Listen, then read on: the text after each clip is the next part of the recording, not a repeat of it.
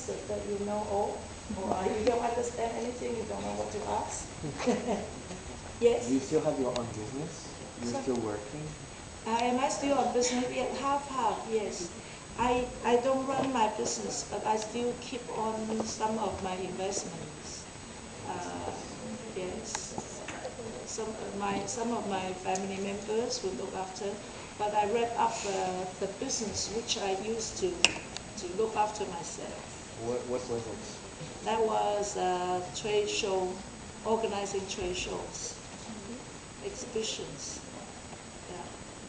Well, I don't understand how you were forced to become to go into politics. Can you explain that?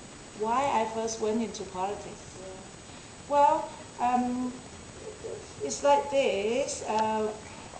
In 1995, Martin Lee, he was the chairperson of Democratic Party, the biggest party.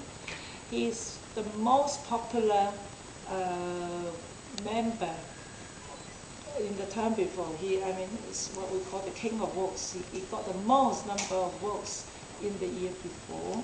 So nobody who was serious to become a politician would want to run against him, knowing that running against him would be a sure loser, because it is a single vote, single seat.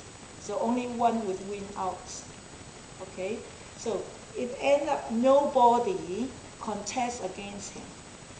But on our side, we feel that it would be such a shame to let him just go uncontested.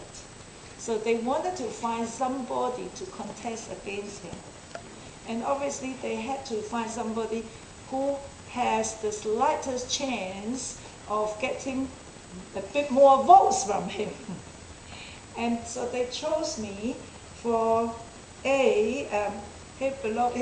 he was born in the year of tiger, and I'm a tigress too. But then I'm 12 years younger than him. So younger than him, I'm a woman, so probably I will be able to get some female votes or whatever, or some men's vote, whichever way. He was a graduate of Hong Kong U, I was a graduate of Hong Kong U, so we came from same university. Things like those. And I was doing quite well, and I was actually a very senior staff of one of the biggest companies in Hong Kong. So my career wasn't bad. I wouldn't be viewed as me doing it just for the money or for whatever. So they wanted me to run for it, and I said no. And actually what happened was I started to learn Buddhism. And I said that I will retire at the age of 45, because with my rents, I have all those properties. I said I can rent it out, and I have so much money. That's enough for me to travel around the world. I would learn Buddhism. I have a lot of ideas of what I'm going to do after retiring. So sorry, never ever I would want to go into politics. Then one of the friends said that, look, so if you are not going to run for this, you might as well just to go and become a nun, because you will lose all your friends. So I said, okay. Being a person who I don't know how to say no, that's my weakness. So I don't know how to say no, so I said, okay, just for 4 months, no more, knowing that I will lose anyhow. There is absolutely zero chance where I would be able to win Martin Lee. So I know that it's only this 4 months, so I gave myself certain goals, saying that one of the goals is ban him from becoming the king of votes. He won't, and I got it.